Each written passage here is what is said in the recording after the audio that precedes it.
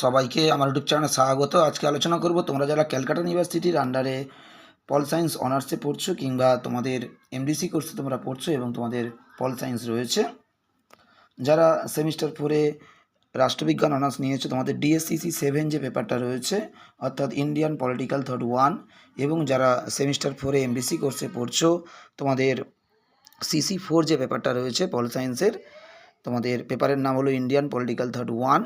এই একই পেপার রয়েছে যারা সেমিস্টার 5-এ পড়ছে এমডিসি কোর্সে, এবং তাদের MN4 পেপার রয়েছে।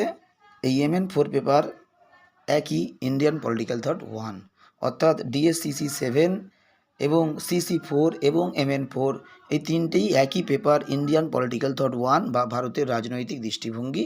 এই পেপার থেকে তোমাদের একটা গুরুত্বপূর্ণ প্রশ্নের উত্তর আজকে ভিডিওতে দিচ্ছি, তোমরা প্রথম থেকে শেষ পর্যন্ত দেখতে থাকো।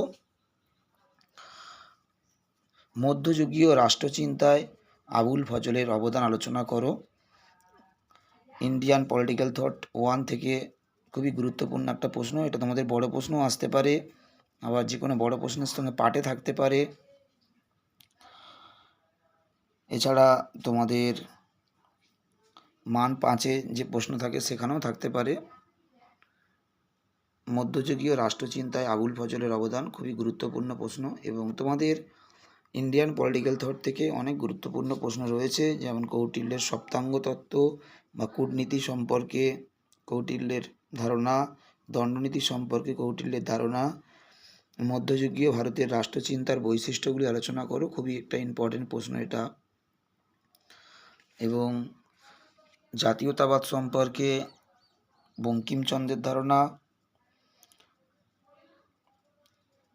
জাতীয়তাবাদ সম্পর্কে বিবেকানন্দের ধারণা, তোমাদের সমন্বয়বাদের প্রসারে কবিরের অবদান, এগুলো খুবই ইম্পর্টেন্ট প্রশ্ন।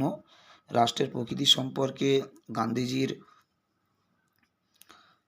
বা রাষ্ট্র সম্পর্কে গান্ধীজির ধারণা, খুবই ইম্পর্টেন্ট প্রশ্ন তোমাদের জন্য এই পেপার থেকে।